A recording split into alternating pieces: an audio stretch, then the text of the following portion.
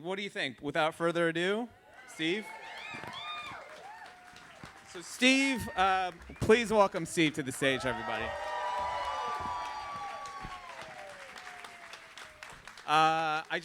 Let's introduce Steve. I don't even know how to do this. There were so many things to talk about because your career touches on so many different sectors and industries and spaces, generations, different mediums. And so I guess at the top of the list, we can just talk about that you were an award-winning, you're a producer.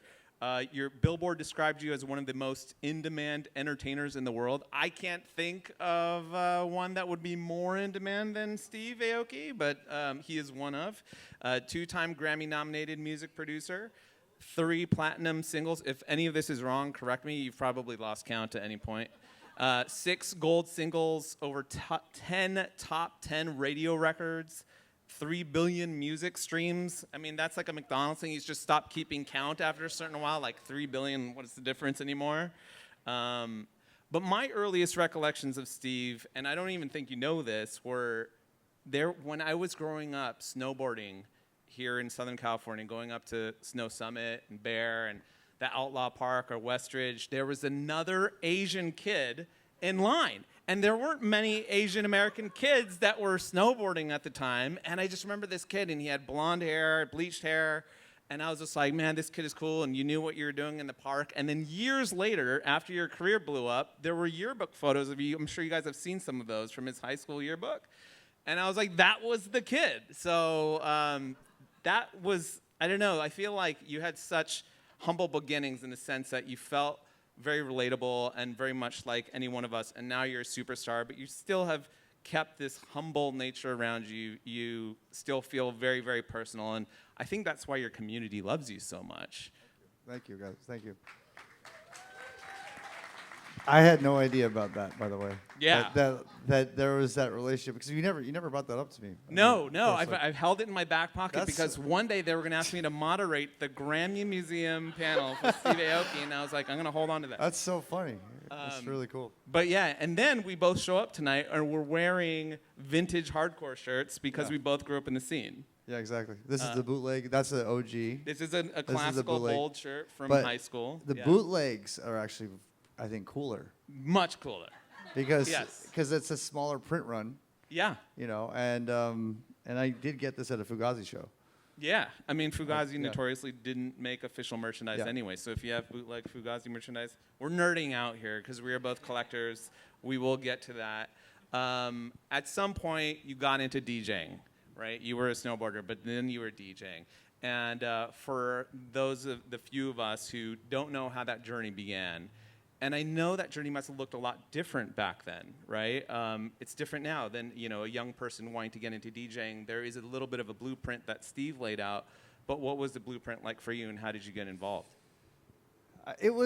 DJing was not really a career choice. It wasn't like, okay, I see the DJs are so big and I want to be that. It was different because, I moved to LA. So I'll backtrack a little bit. So I got into music not through electronic music. I got into music through, hardcore punk, in high school. And that was really important for me because that culture allowed me to, it gave me this agency to be like, you can do it too, because there's a difference between seeing a band on stage and you're like a fan and you're like, I can't ever be that.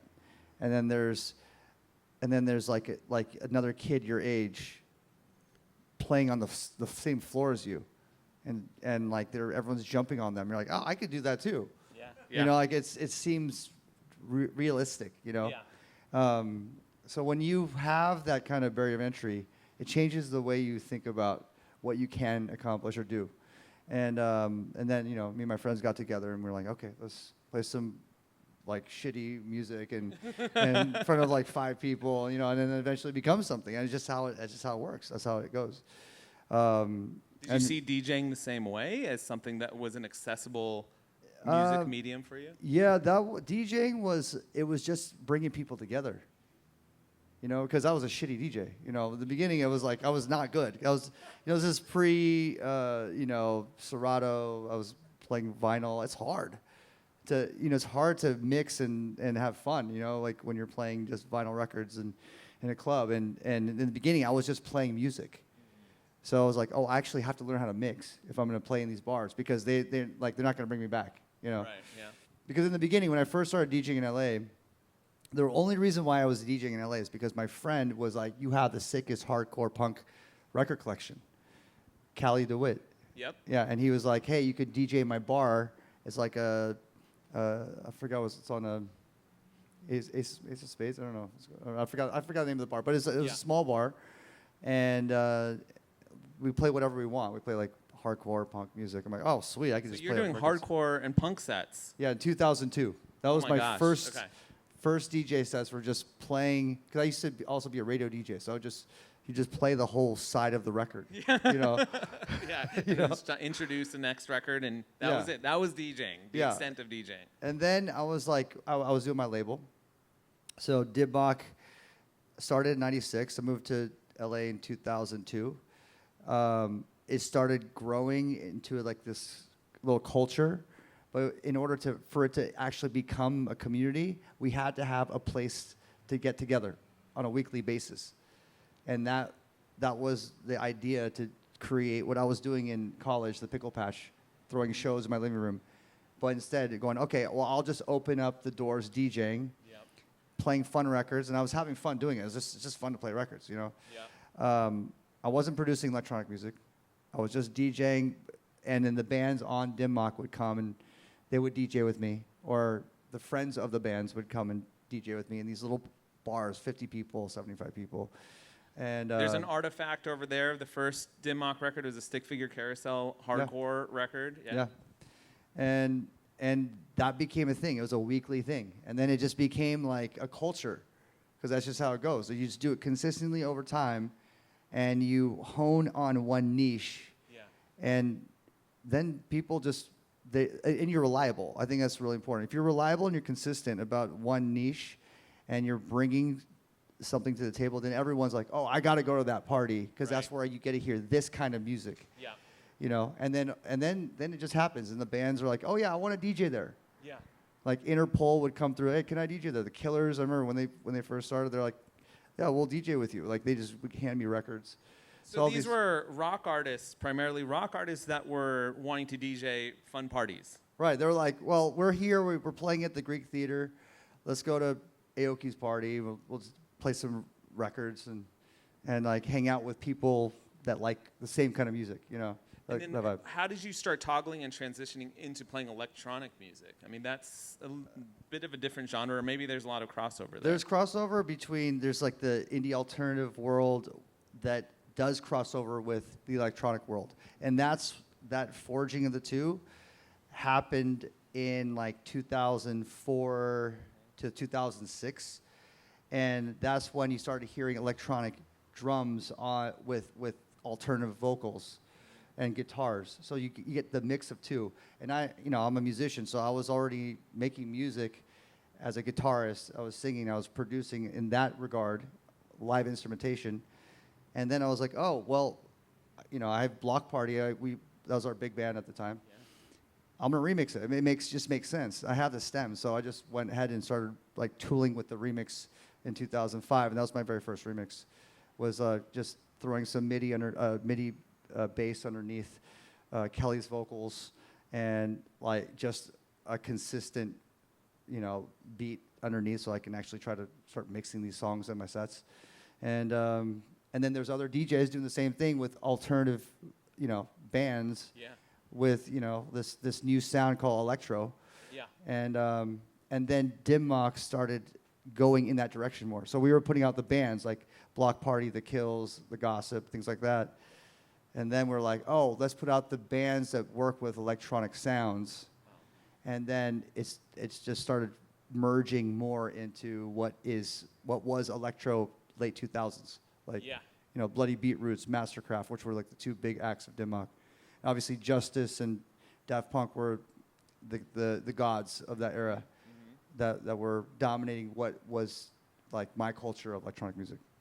This is a broader philosophical question, but what was happening within culture at the time that electronic music caught such fire just out there in the world? I mean, what was different from the decade before, the decade now, that resonated so deeply with music fans? I think there are certain things. Like, one is Daft Punk's live show changed the perception of what an electronic act can do on stage, because DJs were not seen as performers. They weren't seen as like a main stage act. You see a band, you see a hip hop artist, you see a singer. You don't see a DJ. And then Daft Punk did the Alive tour, and you know, they are traditionally in one place like a DJ. They're not moving around. They're not on a microphone. They're not talking on at all. They're just playing their insane musical score of you know, the set with their pyramid. Blew people's minds. It completely changed what a DJ could do. At least for me, I was in the crowd going, "Holy shit!" Like, we could do something like this. Yeah. This is like a new way of looking at how to be an artist. You know, instead of just playing in bars and clubs, which is fine. I enjoy doing that. But now I'm like, wow, we can be elevated. We could do something different. So I think Daft Punk was a major shift. And the scene is just like anything. Like, there's excitement in the underground. Like the burgeoning sound, like these little worlds popping up in Paris with Ed Banger, and London with Errol Alkin, and in Japan they had their own like little electro thing going on, and LA was the Dimmock things, like what we're doing at the parties here in LA, the small little things. Yeah. And that actually mattered. Yeah. And I always say that, like, the reason why it mattered so much back then is because there was no social media, because you couldn't have access to it. Because now you have access to everything. Yeah. So you had to be in that room with the 300 people to hear the new sound. I remember, like, you know, in the fast forward late 2000s, and, you know, Black Eyed Peas are killing it. They're like number one. Every song's number one, number one, number one. But Will would always say, I have to be at the Dimmock parties because I have to hear what these producers are making right now. Because I'm going to go back in the lab, in the studio, and I'm going to tool up my sound, because you can't hear anywhere else. Because we're like, the whole point is to play the new shit, that, like, these new sounds that you haven't heard, of how to manipulate electronic sounds to just to be, you know, more elevated. So it was so special to be in those rooms, and it's so special to get in. And I'm not saying you can't have that these days. I was going to say, is there anything comparable to that in online culture, or just within the physical world that we see? It's hard. It's like, I was on the ground here. I was like playing every party here, so I knew that back then. So now it's different. I live in Las Vegas. I'm in the suburbs, you know, and then I come out and play shows. So I'm like, I'm not on the pulse of what the underground is, what the 2024 underground looks like, and how they're building, you know, culture in the same way. So it's different. Well, yeah, your career transition, I mean, pre-pandemic, I think you were doing 250 shows a year, or 250 days on the road, essentially, and you're still up there around 200. I mean, now that has been kind of exploded around the globe, right? These different microcosms and different niche communities that you're popping in and out of. I have to believe, beyond the skills and beyond your music taste, that contributed greatly to your legacy. I mean, so much of your touch points with your fan base is because they've probably seen. How many of you have watched Steve perform prior to tonight? Right? Everyone has a specific memory. That is so unique that I can't name many artists who probably can sit within that same realm. I have to say that I have to, like, I actually look at this when we bring on new people on the team. If you've toured as a band, then you have the chops to tour as a DJ. Because DJs get spoiled. I mean, we get hotel rooms, we get like whatever we want. Like, when you're a band, like when I was touring in the band when I was 16 to 22-ish, like, we shower like once a week. You know, like, and we're making like $20 to $40 a show. We're splitting that. We're trying to figure out how to, like, eat something and sell T-shirts. So, like, it's just, and then we get done from the tour, and we don't have any money left, and we're like, look, all right, let's do the next one. All stinky. It's just like, you just really, if you could do that, then you can literally do anything. anything. I really believe that. So, I mean, it's hard. Like the road life is tough. Like, touring is much as tough, but the shows are everything. I mean, that's the reason why I do it. Like the reason why I love playing all over the place. I mean, yeah, we're gonna probably do about 240 again this year. Wow, really? Maybe more, maybe 250 again. I mean, I think we're already at 200 this year. I'm sure there are nights where you forget what city you're in. Yeah, yeah. I did this today. I did that, We're in a few LA. hours ago. We're in LA right now. I was like, oh yeah, I used to live here. Yeah. Why did you move? Why did you leave LA? Oh, a multitude of reasons. You know, there's taxes. Sure. Yeah. I am a businessman. You know, I care about my bottom line. And I wasn't really in LA. You know, by the time I moved, I left here like 2013-ish, 2014. I was already touring like 250, 300 shows. I was like gone. So I didn't experience like why I loved LA anymore. Like I was always here in the 2000s, playing every single fucking club or bar wherever I can get in. And then, you know, I just became an artist. So I started touring around the world. And then I signed a contract, you know, residency deal in Las Vegas. And that's also a big shift. So, you know, I did 55 shows last year in Vegas alone. So it makes sense for me to build a home there. Yeah. Taxes, I have my residency, and in retrospect, like I'm glad I did it, because I never thought I was going to leave the city. Yeah. Because once you get in the city, you're like, okay, the hustle and bustle's there. You like the action. You like the, you know, there's so much going on. It's amazing to be around that creativity, you know. But I'm in a different headspace. I want to have a family. I want to be settled. I don't mind going into, you know, the hustle and bustle, and then coming back. I just got married, so Yeah. Congrats. Yeah. So I'm ready to have a family. I want to do that. And my mom, I moved my mom to my neighborhood. My brother's in the neighborhood, you know. Yeah. So there's a lot of changes where I want to have that balance of both. Oh, I love that for you. Speaking of business, again, in trying to profile Steve and put this list of questions together, it was so difficult just to center on music. I know we started off talking about music, but your entrepreneurship and your businessmanship goes beyond boundaries. I mean, I guess we can just talk. We talked a little bit about Dim Mak, but Dim Mak is not just a label. It's also fashion. It's also just lifestyle.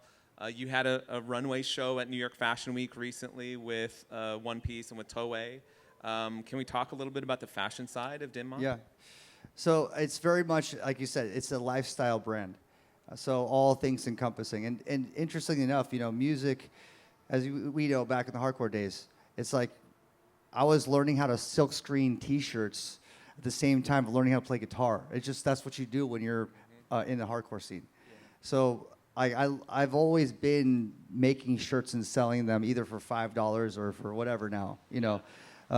You're the goat of what that is, you know, and which I really look up to you for what you've built, the culture that you built with the hundreds. And we have our own, obviously, Dim Mak has his own little culture going on. And I'm infusing the things that I love, which is That's anime. what I'm saying. The lifestyle is you. Yeah. Right? And your interests. And you're really into anime these days. Right. Matt was telling me that you're super, super invested in anime. And that's starting to show up in more of the licensing projects and collaborations that you guys do. Yeah. So it's a way for me to express that side. And, you know, I just feel so lucky because, like, I love these anime IPs. And they actually want to work with me, too. So I love that you're surprised by that. Seems like, why would anyone want to work with me? But, yeah, and I love building relationships with the team and behind the scene.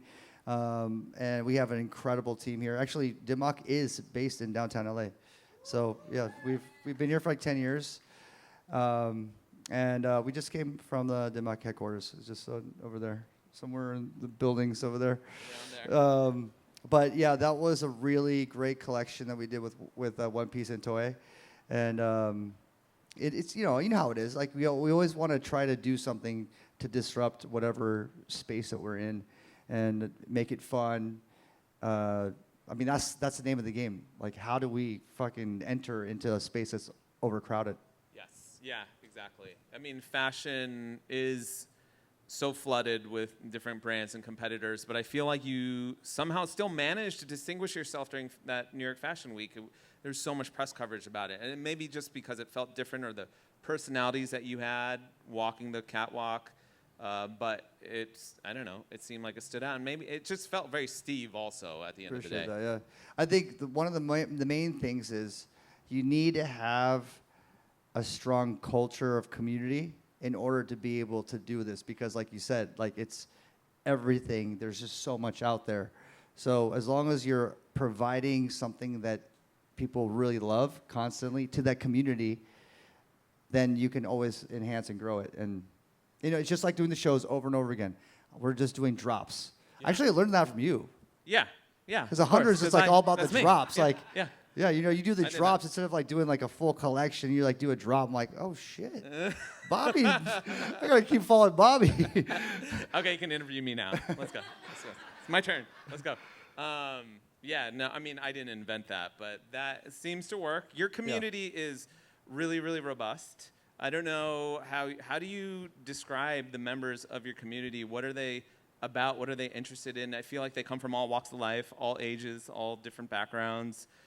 Is there a common denominator amongst them? Is there a personality trait or anything about them that feels like that paints the entire profile of who they are? It's interesting because the music has changed throughout the history of Denmark. So obviously, you know, the same people that like let's say for example, like Block Party, aren't gonna like, you know, some of the electronic acts that we have, and we've already we've just evolved to a whole different place than what we were 15 years ago. So I think it's always changing and evolving. I think it's always really based on what's happening now, instead of like thinking too much about the deep, you know, big moments of the past. And yeah, I mean, it's largely electronic. I mean, at the end of the day, it's largely music. It's more of a music community. But the thing is that anime literally bleeds into every part of culture. Yeah. So whether you love electronic music or not, you've definitely at least heard One Piece. Yeah. Or Dragon Ball, or who's fan, into mega anime fan. here? Any anime fans? Yeah. Yeah, I mean, you definitely That makes know sense. it. Yeah. You know, Yeah. you definitely know it.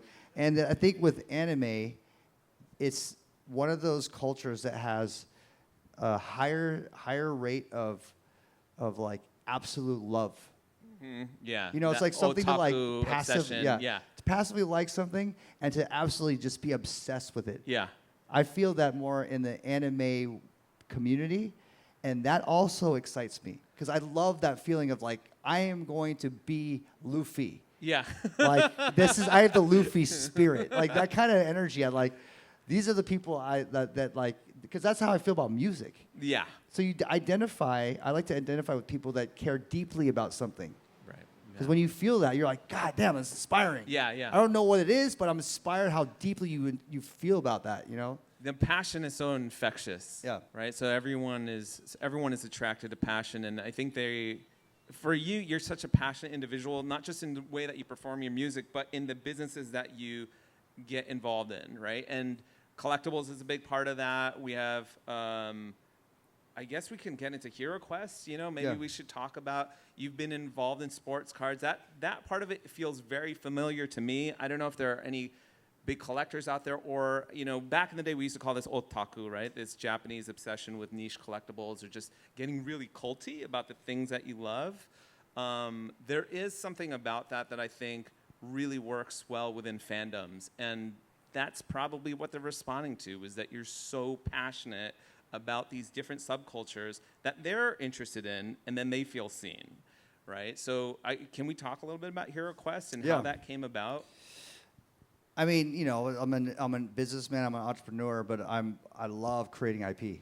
I love building brands. You know, it's what Denmark is, building community around brands, around something about passion, really. Mm-hmm, mm-hmm. So Hero Quest is basically a world that I got excited about, you know, TCG Pokemon cards like Magic the Gathering, you know, all that stuff. So in the end, I mean, I want to create my own world. Yeah. So that was the end goal, you know. And just like any business or any IP you create, you need to create the team around you. So as I was getting deeper into collectibles, I was just gathering the team to help me build what the HeroQuest world is. The best way for me to start that is with my music.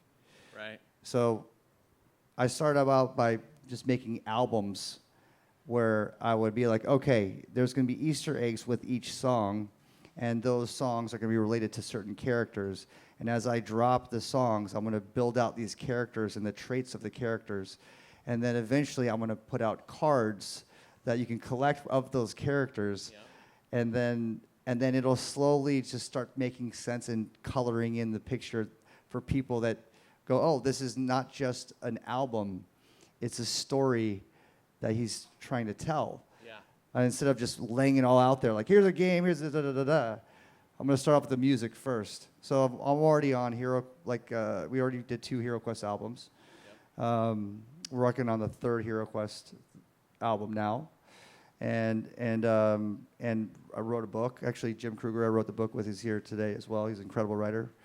So we dropped that book, sold out, which is great. You know, small numbers, just like 1,500 copies, 1,000 copies. Just like, you know, going back to limited edition. Yeah, you have to do these drops. You have to make them special. You have to make them finite. Yeah. You have to make them collectible. And I just love seeing that. You know, I love being part of those little steps of how to build this IP. And I'm excited to see where it goes. We're going to eventually do a TCG game next year, which is very complicated. It looks it. But really fun. It's a whole new world, and it requires a lot of time, but I enjoy doing it. I don't understand how you have all the time to do, you know, some people ask me that because I do kind of maybe a minutia of what you're talking about. I attribute it to my team. I just have good people around me. But your brain seems to flower into so many different arenas that I don't know. I mean, how do you keep up with all this stuff? So you know how to do this. So basically, a lot of this stuff, like, I'm not going to do the game mechanics, right? Right. The most important thing is to find the best game mechanics guy that'll work with you. Yes. So that's the hardest part, is finding the people in your team to build, to do these visions and dreams and goals that you have. That's so right, yeah. when your platform is big enough, you can do that. Yeah. That's the end of the game. I think for me, I'm in a position where I'm only going to get stuck if I can't find the people. So I have to be good at finding the people. That's my goal. It's like, I'm going to use my resources of time to find people that can find the people, or I'll find the people. Like, that's, if I can't do that, then it's not going to happen. You know, so that's probably one of the biggest ways for me to allocate my resources efficiently, so I can do these larger projects that require so much time, but they're like deserved of my passion interests. You know, I feel like that's emblematic of the Steve Aoki brand and Steve Aoki music in general, is that it's not just you. I think you're very cognizant and appreciative and reflective of the community in the work that you make. It's almost like you're speaking for them, like you're their voice, also bouncing back the feedback they're giving you. But also in the albums you create, and the music you create, it's so collaborative. Right? When I think of Steve Aoki albums, right, you can't talk about them without talking about the artists that you're featuring and that you're working alongside with. You have your 9th studio album out right now. Paragon features artists like Lil Jon. I was excited to see you team back up with Kid Cudi again after Pursuit of Happiness. We have Electro-Wave Baby 2.0. Kaylin for who's a good friend of our brand's, who's an LA-based artist. I mean, so you're going all over the map once again. You're working with mainstream artists that might be household names, and then you have kind of the up-and-comers. I guess my last question for this bit before we get to the Q&A is, how do you choose who to collaborate with on these albums? So because I get to travel the world, it really opens me up to thinking about music so differently than if I just lived in America. And it's been beautiful, like the process of making music and, you know, getting a studio in South Africa or working in Australia or somewhere in Italy or Japan or wherever I'm at, and expanding the sounds in the library or the songs that I would choose to release or I would choose to work with. and being a student more than anything, like learning, you know. Been very, very lucky for that. You know, I think that's the most important thing is as I'm traveling, I need to make sure that I am doing the most that I can in that area. Like, can I reach out to all the different people that are like really crushing it in culture here? Like, I'm curious what's to happen. Like, for example, I'm going to Brazil for Tomorrowland, and I'm already setting up for when I'm there. I already have I've already reached out to a bunch of Brazilian artists to make Brazilian collabs. Same thing I did with South Africa. Before I went out there, I'm like, oh, I want to make some interesting records from out there with producers that are going to show me some things and chops that are going to interest me. Obviously, when I was in Korea, I was lucky to work with BTS. You know, and you know, it's like in Latin world. I mean, I worked with tons with Latin artists. I work with tons with Mexican artists. You know, I go down there.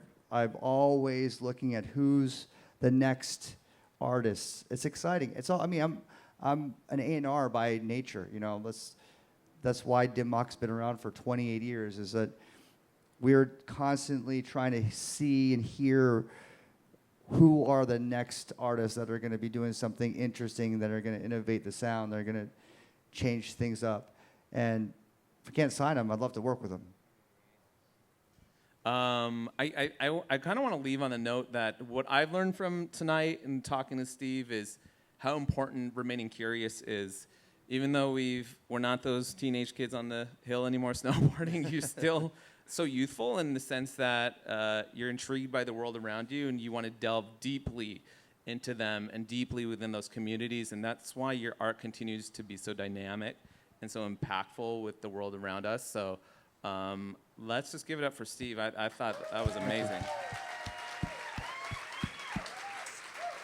Let's get to some questions. I don't know where the microphone. Okay, so we have the microphone here. So, okay, right off top, right here in the front row, we'll get the microphone to you.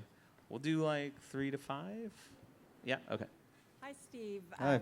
Pleasure to meet you. I'm Katie, and since you're just talking about curiosity, creativity, I would be really curious to know your thoughts on AI when it comes to that experience, live experience as music creation. Do you think it's something that's going to help or hinder? A question by Allen Iverson, apparently. I mean, AI has helped me on lyric generation. I'm very basic with AI right now in the studio. I know you could do a lot more, like melody generation. There's a lot that you can do. There's so much you could do. I'm not even touching into. I'm still stuck in a very in the same process that has allowed me to do what I'm doing now.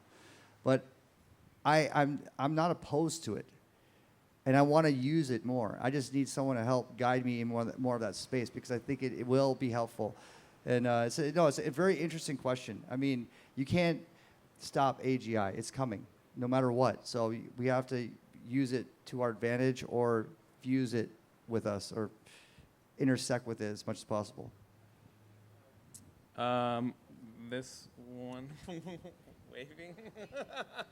Yeah, the waving arm. The waving arm.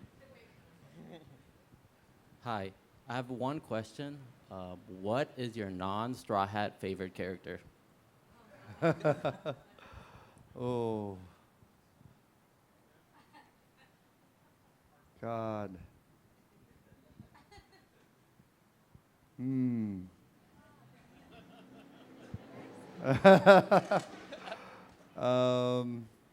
Jim Bay's not Straw Hat, right? Jim Bay's Straw Hat? Oh, he is. He is Straw Hat. Shit, I don't know. Who's yours? Oh, Law. Yeah, Trafalgar Law. Trafalgar Law. Trafalgar Law, yes. yeah. Okay. That's my You favorite. saved me. That's fair. Trafalgar Law, yeah. I think I love his. Well, he's got a nice hat too. Yes, here. Hi, Steve. Hey, Did your father's experience with Benihana have any influence on your own entrepreneurial journey?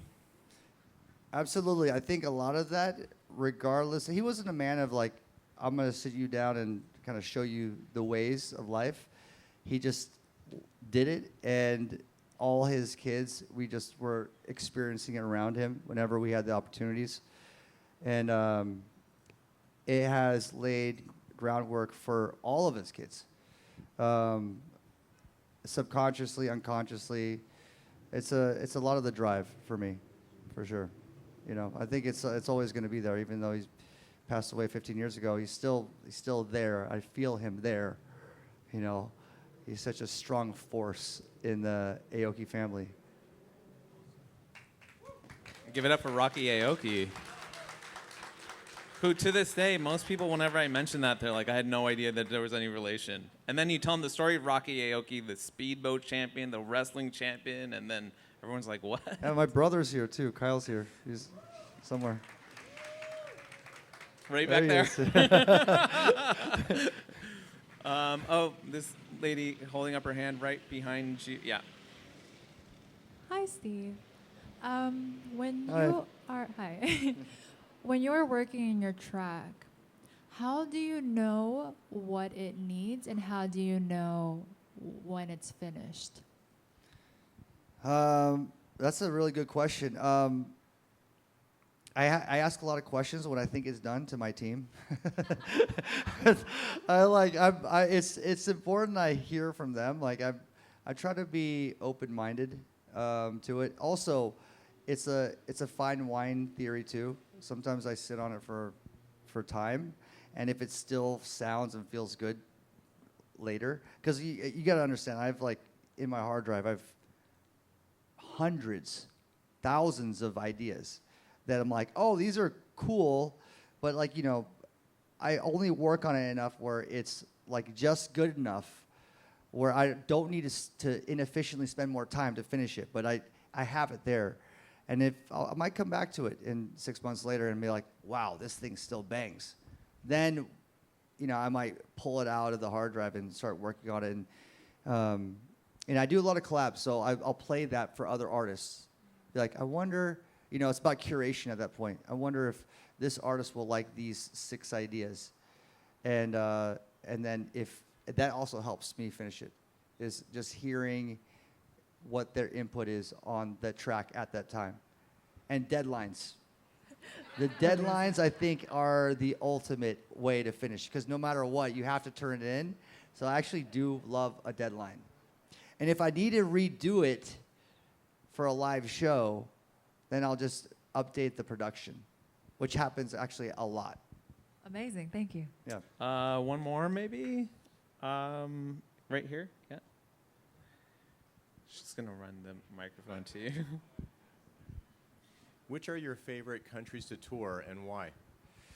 Japan is my #1 favorite place to be in the whole world. So many reasons. It's not just I have the most devoted, amazing fans. I mean, that's a big reason. But you know, I love the food. It's like top of the list. I love the culture there, the people, everything, the sightseeing, everything is so good. The shopping, just so good. So I try to spend a lot of time there. I'd say so. Japan would be #1. Europe in general, I love touring Europe in the summertime, which is what I end up doing. I love freediving. That's been like a new favorite kind of hobby. So we end up touring, and luckily we just play a lot of these beautiful coastal kind of, you know, Ibiza, Mallorca, Croatia, you know, all these different amazing places where you can go swim. So I'm like diving all the time in the summer. In the winter, I love snowboarding. So whenever possible, if we can match a gig with a place to, you know, shred. Like I did Alaska, that's incredible. Playing Alaska on the streets and then doing some heliboarding. So, yeah. Not a bad yeah. life. Yeah, it's not a bad life. It is doesn't feel like work, except when you're on the plane tired and you have to deal with the traveling. The traveling sucks. But the places you see, the things you experience, the food you eat, the amazing people you meet, the live show, there's so many blessings there that it's, you know, as long as you can remember and really focus on that, you could deal with, you know, all the rigorous stuff. Well, thank you for letting us join along on your journey, live vicariously through Thanks, your brother. life. It sounds like the night's just getting started. I saw a really fluffy cake that's going to destroy someone's face tonight. Yeah, we got one cake. We There's got one one cake. cake. Thank you, guys. Thank you.